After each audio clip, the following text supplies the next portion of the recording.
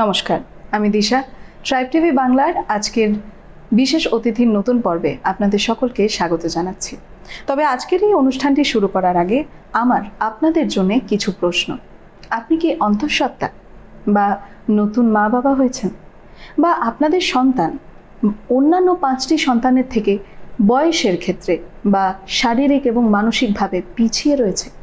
যদি আমার এই প্রশ্নগুলোর উত্তর আপনাদের হ্যাঁ হয়ে থাকে, তাহলে আজকের এই অনুষ্ঠানটি বিশেষ করে আপনাদের জন্য। আর আজ আমরা এই সমস্ত প্রশ্নের পাশাপাশি আপনাদের সন্তানের পুষ্টি এবং আপনাদের সন্তানের মানসিক এবং শারীরিক বিকাশের ক্ষেত্রে আপনারা কী ধরনের পদক্ষেপ নিতে পারেন সেই সমস্ত কিছু নিয়ে বিস্তর আলোচনা করব। আজ আমাদের সাথে উপস্থিত রয়েছেন ডক্টর নীলাঞ্জন মুখার্জি। ডক্টর নীলাঞ্জন মুখার্জি একজন শিশু বিশেষজ্ঞ। আপনাকে ট্রাইব টিভিতে অসংখ্য অসংখ্য স্বাগত ডাক্তারবাবু। তবে আমাদের আজকের এই অনুষ্ঠানের প্রথম প্রশ্নটাই যে করব আপনাকে, সেটি হচ্ছে আমরা যখন বাচ্চার বিকাশ হওয়া যেটাকে বলি, সেটা মূলত গর্ভাবস্থায় শুরু হয়। তো সেই ক্ষেত্রে একটা বাচ্চার শারীরিক বা মানসিক বিকাশের পাশাপাশি তার পুষ্টির ক্ষেত্রে একটা মায়ের গর্ভাবস্থায় থাকাকালীন তার যত্নটা কতটা প্রয়োজনীয়? প্রথমত বলি, প্রথমে ধন্যবাদ জানাই ট্রাইব টিভিকে আমাকে আজকে নিমন্ত্রণ করার জন্য। আজকে যে প্রসঙ্গটা রাখা হয়েছে সেটা আজকের যুগে খুবই প্রাসঙ্গিক, কারণ আমরা দেখতে পাই যে আমাদের চারপাশে নতুন অনেক কিন্ডারগার্টেন স্কুল বা এগুলো খুলছে। এর কারণটা কি? সেন্ট্রাল গভর্নমেন্টের যে স্কিম রয়েছে, that is first 1000 days of life, অর্থাৎ জীবনের প্রথম 1000টি দিন আমাদের জীবনের সবচেয়ে গুরুত্বপূর্ণ দিন। কেন? এটা ঈশ্বরের সৃষ্টি যে প্রথম 2 বছর জন্মানোর পরে এবং গর্ভাবস্থার 9 মাস 7 দিন অর্থাৎ 270 দিন, এই টোটালটা নিয়ে যে 1000 দিন আমাদের জীবনের, সেই সময় আমাদের মস্তিষ্কের বিকাশ সর্বাধিক হয়। সেই কারণে জীবনের প্রথম 1000টা দিন আমাদের জীবনে সবচেয়ে ইম্পর্টেন্ট। সুতরাং একটি শিশু স্বাভাবিকভাবে এবং যথেষ্ট বিকশিত অবস্থায় জন্ম হতে গেলে তার মায়ের যত্ন সবচেয়ে প্রথমে প্রয়োজন। সুতরাং মা যদি ভালো হয়, বাচ্চা স্বাভাবিকভাবে ভালোভাবে বেরোবে। গাছ যেমন যদি পুষ্ট হয়, তাহলে তাতে ফল ফুল এগুলো যেমন ভাবে ধরে, মায়ের ক্ষেত্রে কথাটা তেমন ভাবে প্রযোজ্য। একেবারে। তবে নীলাঞ্জন বাবু, আরেকটা জিনিস হচ্ছে, আমরা অনেক সময় দেখে থাকি যে জন্মের সময় থেকেই সেই শিশুর মধ্যে হয় শারীরিক বিকলাঙ্গতা বা কখনো মানসিক ভারসাম্যহীনতা, সেই অসুবিধাটা নিয়েই কিন্তু তার জন্ম হচ্ছে। এই বিষয়টা মূলত কেন হয়? খুব পছন্দের বিষয় আমার, কারণ আমি এই বিষয়টি নিয়ে গত 10 বছর ধরে কাজ করছি। উত্তরবঙ্গে প্রথম ডেভেলপমেন্টাল পেডিয়াট্রিশিয়ান যাকে বলে, অর্থাৎ এই বিকাশের সমস্যা নিয়ে যে শিশুরোগ বিশেষজ্ঞ কাজটি করেন, সেটা একমাত্র আমি ছিলাম। এখন 2-1 নতুন এসেছে। তো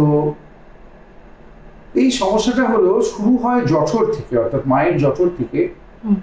হতে পারে গর্ভাবস্থায় কিছু মায়ের সমস্যা ছিল, তার জন্য বাচ্চাটির সমস্যা হয়েছে। এটা সবচেয়ে বেশি হয় জন্ম মুহূর্ত এবং তার পরের সময়টা। অর্থাৎ এখন আমরা জানি যে প্রতিটি রাজ্যে অজস্র এসএনসিইউ বা সিক নিউবর্ন কেয়ার ইউনিট বেরিয়েছে, যার ফলে যেসব বাচ্চা আগে পৃথিবীর আলো দেখতো না, তাদেরকে আমাদের প্রযুক্তির অগ্রগতির কারণে আজকে কিন্তু বাঁচানো হচ্ছে। অর্থাৎ যে বাচ্চা হয়তো সময়ের 2 মাস 3 মাস আগেও ভূমিষ্ঠ হচ্ছে, তারাও কিন্তু স্বাভাবিক জীবনযাপন করার জন্য তাদেরকে আমরা পৃথিবীর আলো দেখাচ্ছি আমাদের এসএনসিইউতে। কিন্তু what about intact neuro survival, সেটা খুব ইম্পর্টেন্ট। বাচ্চাটা সার্ভাইভাল তো হচ্ছে, বাট নিউরো মস্তিষ্কে কতটা কি পৌঁছচ্ছে, তার অক্সিজেন কতটা কম হচ্ছে, যেগুলোর কারণে পরবর্তীকালে কিন্তু দেখা যায় বাচ্চা প্রতিটি মাইলস্টোন, অর্থাৎ জীবনের প্রত্যেকটি বেড়ে ওঠার ধাপ, সেখানে কিন্তু সে অন্যদের থেকে পিছিয়ে থাকছে। সুতরাং এই জিনিসটার উপরে সমানভাবে গুরুত্ব দেওয়া উচিত বলে আমি মনে করি। একেবারে। আরেকটা প্রশ্ন আপনাকে করতে চাইবো, এই যে জন্মের পর, এটা তো গেল যে যখন গর্ভাবস্থার সময় থাকে এই বিষয়টা গেল, এবার হচ্ছে জন্মের পরের মুহূর্তে আসছি আমরা। এই জন্মের পর যে শারীরিক বা মানসিক বিকাশের ক্ষেত্রে, কারণ আমরা অনেক সময় দেখি যে একই সময়ে জন্ম হচ্ছে কিন্তু আর 5টা বাচ্চার থেকে অন্য একজনের শিশু হয়তো কোনোভাবে পিছিয়ে পড়ছে, সে শারীরিক হোক বা মানসিক বিকাশ হোক, দুই দিক থেকেই। তো এইটার পেছনে কি কারণ থাকতে পারে? একদম। তো প্রথম দুটো কথা আমি বলতে চাই, আমাদের যে রিজিয়ানে আমরা থাকি অর্থাৎ সাব হিমালয়ান রিজিয়ান, তরাই অঞ্চল এবং উত্তরবঙ্গ, এইখানে দুটো জিনিস খুব কমন হয়। এটা ভৌগোলিকভাবে কমন হয়, গোটা গ্লোবালি বলা যায়। সেটা হলো যে এই অঞ্চলের মানুষের হাইপোথাইরয়েড খুব বেশি হয়, থাইরয়েড লেভেল কম থাকে। দ্বিতীয় হলো অ্যানিমিয়া, থ্যালাসেমিয়া জোন এটা। তো সুতরাং এই দুটো জিনিস আমরা, মানে আমি এই মিডিয়া বলে এই কথাটা খুব সোচ্চার হতে চাই যে আমরা সিকুজি, কুষ্টি, বংশ, জাত এসব দেখে বিয়ে করাতে চাই। হাজব্যান্ড ওয়াইফের এগুলো না মিলিয়ে অনেক বেশি জরুরি, যদি দুজনের থ্যালাসেমিয়া টেস্ট করা হয়, দুজনের ক্যান্সারের কিছু টিস্যু নিয়ে ম্যাপ করা হয়, দুজনের জেনেটিক ব্যাকগ্রাউন্ড দেখা হয়, সেটা অনেক বেশি জরুরি। আজকে অনেক দূর এগিয়ে গেছে আমাদের পরের generation, they are really much advanced. তারা এইসব নিয়ে ভাবে না, কি জাত বংশ, আজকাল এসব নেই। ইন্টারকাস্ট ম্যারেজ থেকে শুরু করে and all well accepted in the next generation. সেইখানে এই জিনিসগুলো খুব প্রয়োজন। বিশেষ করে আমাদের এই উত্তরবঙ্গ এলাকায় দুটো মানুষের বিয়ে হচ্ছে, তাদের থ্যালাসেমিয়া তারা কেরিয়ার কিনা, তাদের সন্তানের মধ্যে এই জিনিসটা আছে কিনা। কারণ আমরা জানি, আমরা প্রতিদিন ফিল করি যে থ্যালাসেমিয়ার রক্তের অভাবে কিভাবে ধুঁকছে বহু পরিবার। একই পরিবারের 3-4টি সন্তান থ্যালাসেমিয়ায় ভুগছে, তারা রক্ত অনেক সময় পাচ্ছে না, কারণ রক্ত সংকট সবসময়ই থাকে। তো সুতরাং এটা আমি খুব ব্যর্থ ভাষায় বলতে চাই, প্রত্যেকের এগিয়ে আসা উচিত এইগুলো স্ক্রিনিং করার জন্য। ম্যাটার্নাল অ্যানিমিয়া, মায়ের রক্তাল্পতা সাংঘাতিক। পোস্টপার্টাম হেমারেজ, গাইনোকোলজিস্টরা আরো ভালো বলবেন, তারা এর থেকে অনেক বেশি ডিল করেন। তারা দেখতে পান যে এর কি সুদূর প্রসারী ফল সারা জীবন তার সন্তানের মধ্যেও থেকে যায়। তো সুতরাং আমার ম্যাটার্নাল অ্যানিমিয়া, ম্যাটার্নাল নিউট্রিশন এবং মায়ের শারীরিক শান্তি, এটা প্রয়োজনীয় দরকার, তবেই কিন্তু একটা সুস্থ বাচ্চা জন্মাবে। এবার আসি প্রোডাক্ট, যে সন্তানকে আমরা পেলাম তার বেড়ে ওঠা। আমরা জানি যে এখানেও কতগুলি মাইলস্টোনের উপর আমরা নির্ভরশীল। আমি খুব সহজ ভাষায় সাধারণ মানুষের জন্য বলি, 3, 6, 9, 12। 3 মাসে ঘাড় শক্ত হওয়া, 6 মাসে বসতে পারা, 9 মাসে দাঁড়াতে পারা, 12 মাসে হাঁটতে পারা। এটার জন্য কোনো ডাক্তারের কাছে প্রয়োজন নেই। সবচেয়ে ভালো ডাক্তার রয়েছে বাড়িতে, তার মা, তার ঠাকুমা, তার বাড়ির লোকজন যারা তাকে সবসময় দেখছে।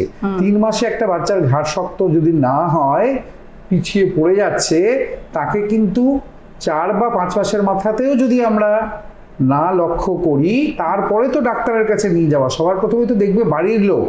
আমরা শুধু সর্দি কাশির জন্য যাই, কিন্তু ডাক্তাররাও যদি যথেষ্ট ওয়াকিবহাল হয়ে এই জিনিসগুলো 30 সেকেন্ড লাগে দেখতে, যদি লক্ষ্য করেন, তাহলে অনেক দ্রুত এর শনাক্তকরণ সম্ভব এবং তার প্রতিরোধ সম্ভব। যে কাজটা দক্ষিণ ভারত, ন্যাচারালি দক্ষিণ ভারত সবকিছুতে আমাদের থেকে অনেক এগিয়ে, যে কাজটি দক্ষিণ ভারত থেকে আমরা শিখে এসেছি, যে কাজটি দক্ষিণ ভারতে অনেক আগে শুরু হয়েছিল, দ্যাট ইজ আর্লি ইন্টারভেনশন, সেইটা কিন্তু অনেক সুন্দরভাবে আমরা করে উঠতে পারি।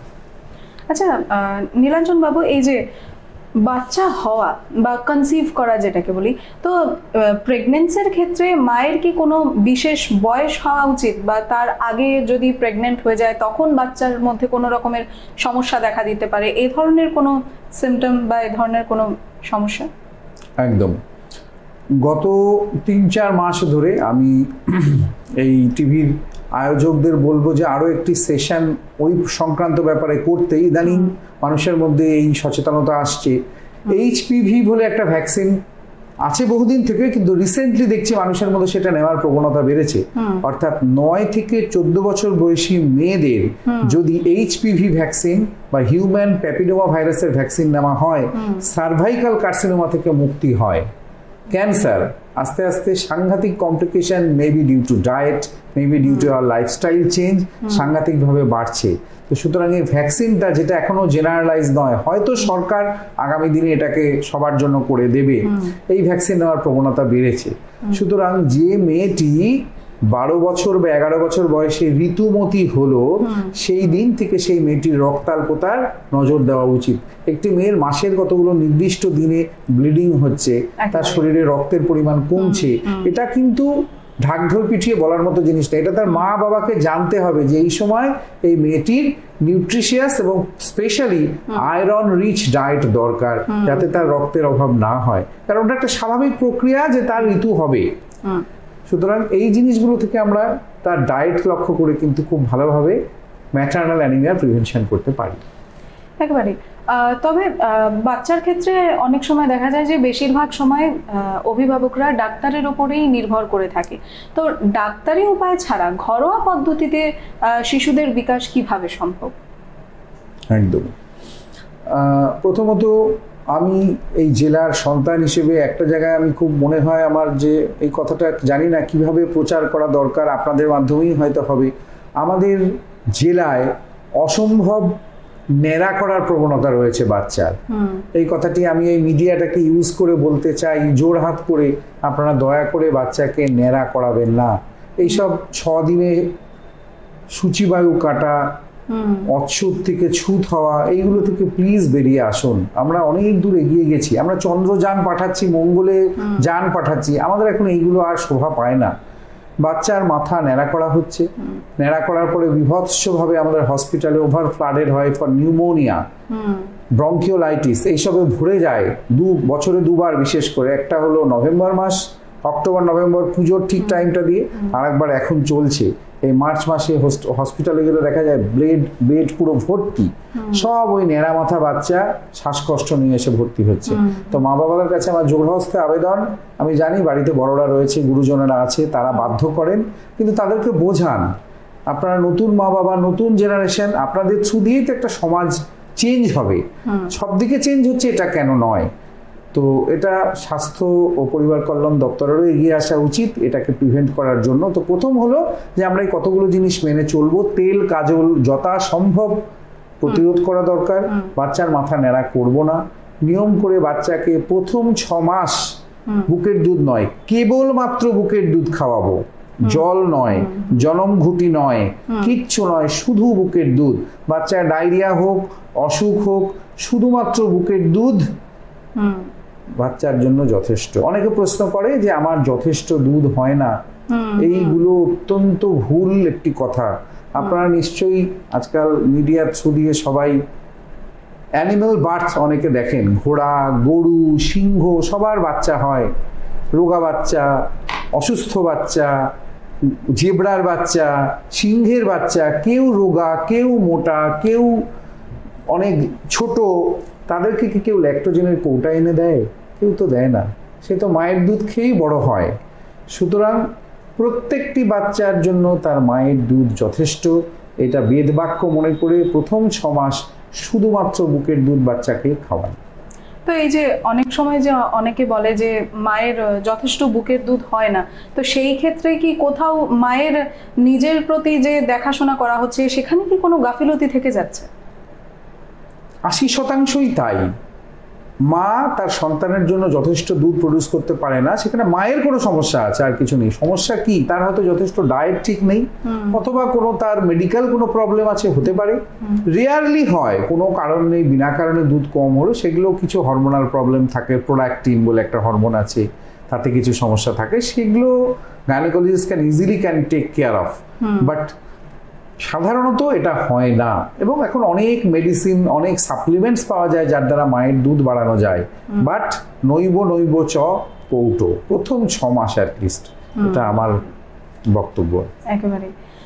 তো আজ আমাদের বিশেষ অতিথি রয়েছেন ডক্টর নীলাঞ্জন মুখার্জি, এবং এই বিষয়ে অর্থাৎ আপনাদের সন্তানের ক্ষেত্রে, সন্তানের বিকাশের ক্ষেত্রে আপনারা কি ধরনের পদ্ধতি গ্রহণ করতে পারেন, আর কি ধরনের গাফিলতি আপনারা করছেন দিনের পর দিন আপনার সন্তানের ক্ষেত্রে, সেই বিষয়ে আমাদের আলোচনা জারি থাকবে। তবে ততক্ষণ নিয়ে নিচ্ছে একটা ছোট্ট বিরতি। আপনারা দেখতে থাকুন ট্রাইব টিভি বাংলা।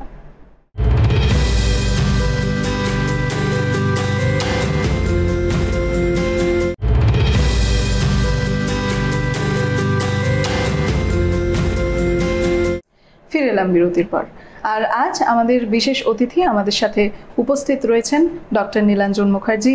তিনি একজন শিশু বিশেষজ্ঞ, আগেই আপনাদেরকে বলেছিলাম। আর আজ আমরা যে বিষয়টি নিয়ে কথা বলছি সেটি হচ্ছে গিয়ে আপনাদের সন্তানের ক্ষেত্রে, আপনাদের সন্তানের পুষ্টি এবং শারীরিক এবং মানসিক বিকাশের ক্ষেত্রে আপনারা কী ধরনের গাফিলতি করছেন, আর সেই গাফিলতি শুধরানোর জন্য আপনারা কী ধরনের উপায় গ্রহণ করতে পারেন সেই বিষয়ে আজ আমরা বিস্তর আলোচনা করছি।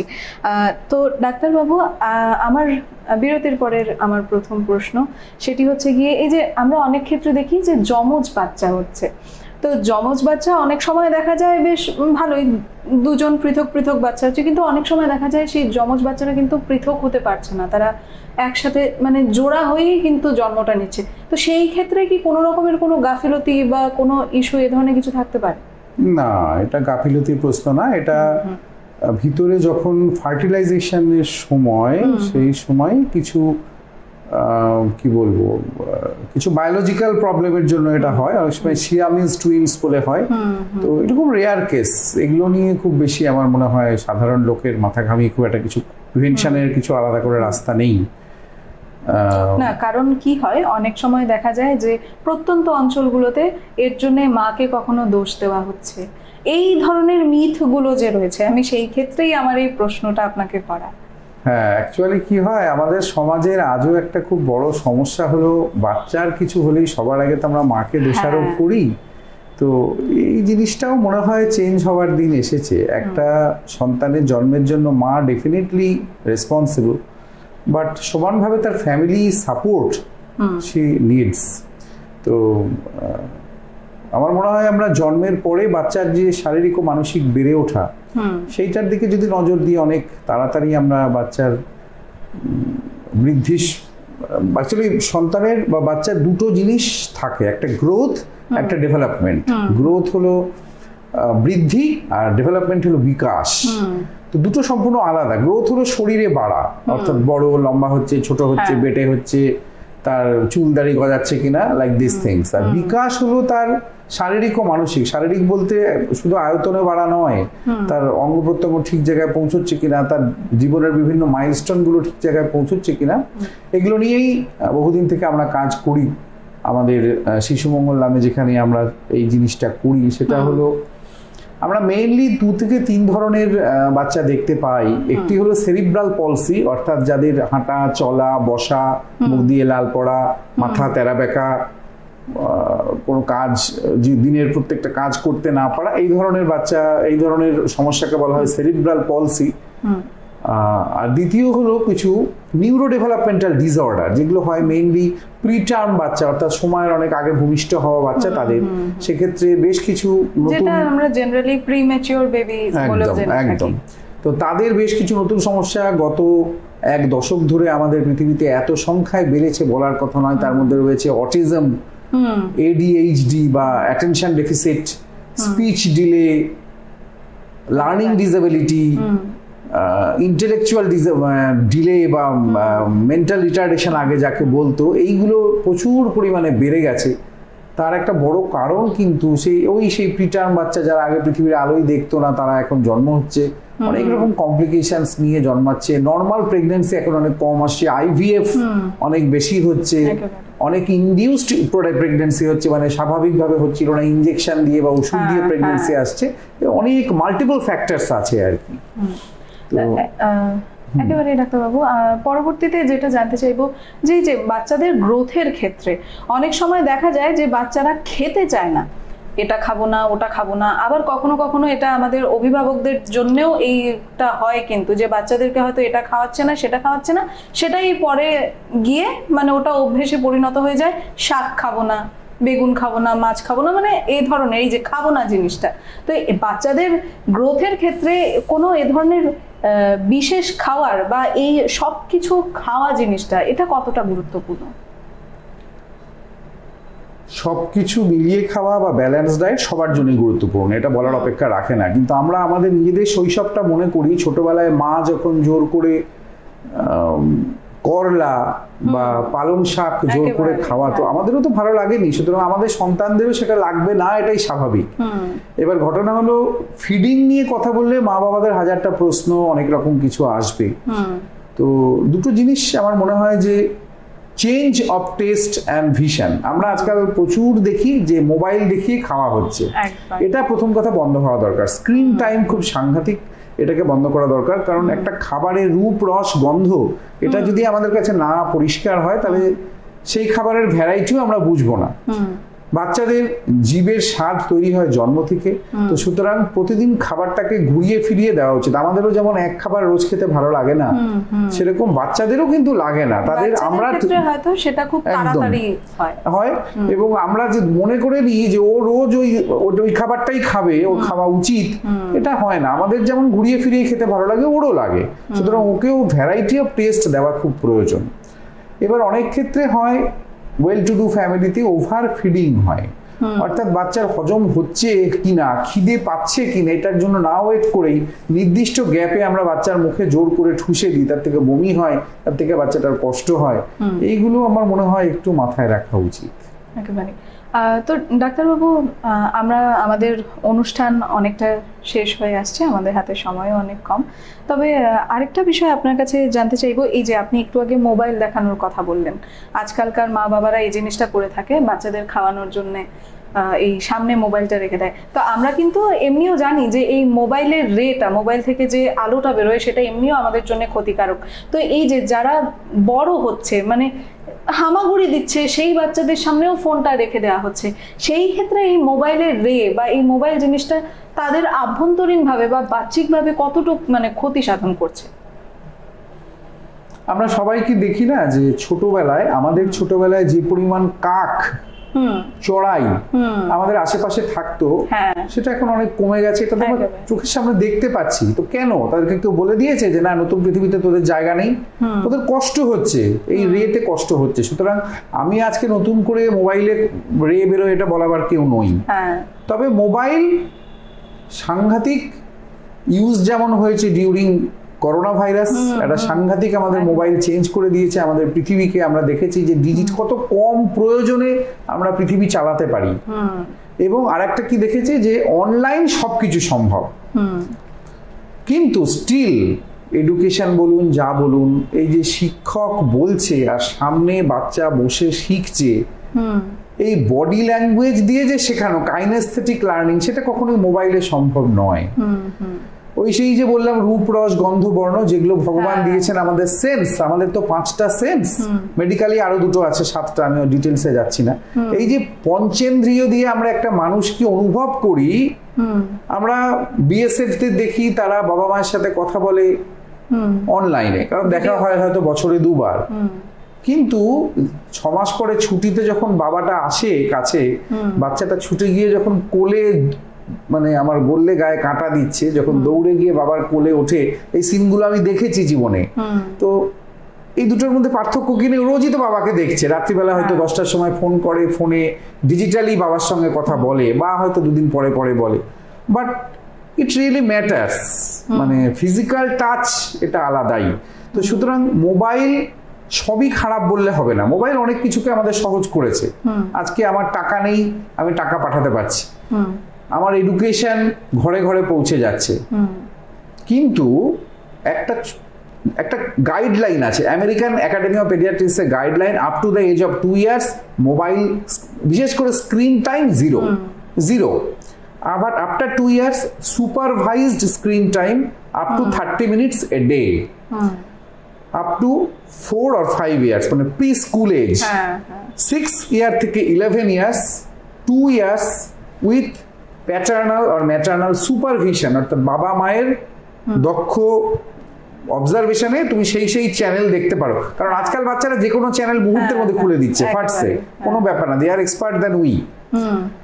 11 বছরের পর থেকে কিছু চ্যানেল রেস্ট্রিক্ট করে বাকি তুমি দিতে পারো, but not exceeding 4 hours a day, দিনে 4 ঘন্টার বেশি নয়, ইনক্লুডিং ইউর এডুকেশন। তোমার যদি এডুকেশন ওখানে নিতে হয়, এখন আমরা জানি সমস্ত এই ফিজিক্সওয়ালা অমুক তমুক এসব হওয়াতে এখন এগুলো তো না করা যায় না। একটা বাচ্চা এডুকেশন নিচ্ছে, সে অনলাইনে কিছু শিখছে, ইউ ক্যানট অ্যাক্সেস এভরিওয়্যার। তো আমি এগেনস্টে নই, but all thing should have a limit, আমি সেইটা বলতে চাইছি। তো সেইটা মেনে আমার মনে হয় চলা উচিত। একেবারেই ডাক্তারবাবু, আপনার সাথে কথা বলেও ভালো লাগছে, আর আপনি এত সহজভাবে সবকিছু বোঝাচ্ছেন যে যার জন্য মানে আমার মনে হয় সাধারণ থেকে সাধারণ দর্শক যারা রয়েছেন আমাদের ট্রাইব টিভি বাংলার পরিবারে, তারাও মনে হয় বুঝতে পারবে। আর আশা করছি যে আপনারাও হয়তো সেই কথাগুলো মেনে চলবেন। পাশাপাশি ডাক্তারবাবু, আমাদের সময় অনেকটা ঘনিয়ে আসছে অনুষ্ঠান শেষের পথে, তবে আরেকটা বিষয় আপনার কাছে জানতে চাইবো, এই যে অটিজম বিষয়টা, এই অটিজম বিষয়টা মূলত কি, বা এই অটিজম হওয়ার আগে কি কোনো ধরনের সিমটম এই ধরনের থাকতে পারে যেটা দেখে আমরা বুঝতে পারবো যে হ্যাঁ আমার বাচ্চার অটিজম হওয়ার সম্ভাবনা হচ্ছে, এই ধরনের কিছু? ওকে, খুবই সময়োপযোগী একটি প্রশ্ন। সময় নেই বলে আমি খুব শর্টে দু একটি কথা বলবো। Any kind of speech delay, বাচ্চার কথা বলতে দেরি হচ্ছে, এটা দেরি না করে ডাক্তারবাবুর কাছে যাওয়া উচিত। খুব স্বাভাবিক চিত্রটা হয়, বাচ্চা দেরিতে কথা বলে, প্রথম দেখে তার মা 1.5 বছর বয়সে, সেটা দেখে সে তার স্বামীকে বলে যে সারাদিন ক্লান্ত হয়ে অফিস থেকে যখন ফেরে বাচ্চা কথা বলছে কি না বলছে এ নিয়ে মাথা ঘামার মতো তার সময় নেই, সে এটাকে ইগনোর করে। করতে করতে যখন 2 বছর হয়, এটা আমাদের সমাজের কথা বলছি, তখন 2 বছর বয়সে লক্ষ্য করে যে বাচ্চাটির সমস্যা আছে। তখন সে খাবার টেবিলে সবাইকে বলে, পরিবারের যেখানে বাবা মা আরো সব লোক, তারা ডিসকারেজ করে, তুইও দেরিতে কথা বলেছিলি, ও দেরিতে কথা বলবে, অতএব এই পরম্পরা চলতে থাকুক। এই করতে করতে বাচ্চাটির বয়স কিন্তু একদিন 3 বছর যায়, এবং যে সমস্যা আজকের পৃথিবীতে প্রতি 40টি বাচ্চার মধ্যে একটি বাচ্চা অটিজমে আক্রান্ত, সেটা কতখানি কমন আমরা আশা করতে পারি। সুতরাং এটাকে এইভাবে অবহেলা আমরা করতে পারি না। অটিজম এমন একটি সমস্যা যেটি সারা জীবনের একটি সমস্যা, এবং দ্রুত শনাক্তকরণ না করলে এর ভবিষ্যৎ খুব খারাপ। এই বাচ্চারা স্বাভাবিক জীবনযাপন করতে পারবে না, স্বাভাবিক স্কুল। আমার সামনে প্রতিদিন অজস্র মা এসে কেঁদে যায়, আমি চোখের জল আমাকে নাড়া দেয়। তো এই অটিজম নিয়ে খুব ভালো অটিজম অ্যাওয়ারনেস ডে 2রা এপ্রিল পৃথিবী জুড়ে মানা হয়। এই বছরও 2রা এপ্রিলের প্রোগ্রামটা আমরা 31শে মার্চ রায়গঞ্জ ইনস্টিটিউট হলে আমরা করছি। সবাইকে স্বাগত জানাচ্ছি, সব ধরনের সব স্তরের মানুষকে। আপনারা আসুন রায়গঞ্জ ইনস্টিটিউট হলে, ফ্রি রেজিস্ট্রেশন করতে হবে কিন্তু ফ্রি, এবং সকল স্তরের মানুষের জন্য এই অ্যাওয়ারনেস প্রয়োজন। অনেকগুলি অর্গানাইজেশনকে সাথে নিয়ে একটি খুব সুন্দর সময়োপযোগী প্রোগ্রাম আমরা করতে চলেছি 31শে মার্চ। আসুন। Autism must be early ডায়াগনোজড and early intervention should be done. আপনার সাথে কথা বলে খুব ভালো লাগলো, আর আপনার এক একটা পরামর্শ আমি আশা করি আমাদের দর্শক আজকে যারা যারা দেখেছেন এই অনুষ্ঠান, আপনারা সকলেই হয়তো মেনে চলবেন। যেমনটা তিনি বললেন, আপনার বাচ্চার ক্ষেত্রে, আপনার বাচ্চার বিকাশের ক্ষেত্রে এই যেই জিনিসগুলো আপনারা এতদিন ধরে যেই জিনিসগুলোকে অবহেলা করে এসছেন, সেগুলি কিন্তু নিশ্চয়ই মেনে চলবেন, যাতে আপনার সন্তানও একটা সুস্থ এবং সুন্দর জীবন ভবিষ্যতে উপভোগ করতে পারে। আর পাশাপাশি যেমনটা নীলাঞ্জনবাবু জানালেন যে সম্প্রতি 2রা এপ্রিল কিন্তু অটিজম ডে, আর সেই দিনটিকে পালন করার উদ্দেশ্যেই 31শে মার্চ রায়গঞ্জের ইনস্টিটিউট হলে একটি বিশেষ অ্যাওয়ারনেস প্রোগ্রাম আয়োজিত হচ্ছে। আর সেখানে ডক্টর নীলাঞ্জন মুখার্জির পাশাপাশি আরও বহু বিশিষ্ট ডাক্তাররাও থাকছেন সেখানে।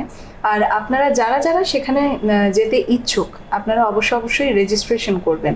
আর সেই রেজিস্ট্রেশন সম্পূর্ণ বিনামূল্যে। রেজিস্ট্রেশন কিভাবে করবেন? অনলাইনে। আর তার জন্য গুগল ফর্মের ব্যবস্থা করা হয়েছে, সেই গুগল ফর্মের মাধ্যমেই আপনারা রেজিস্ট্রেশন করবেন সম্পূর্ণ বিনামূল্যে। তো এই ছিল আমাদের আজকের বিশেষ অতিথির বিশেষ পর্ব। আর আজ আমাদের সাথে উপস্থিত ছিলেন বিশিষ্ট শিশু বিশেষজ্ঞ ডক্টর নীলাঞ্জন মুখার্জি।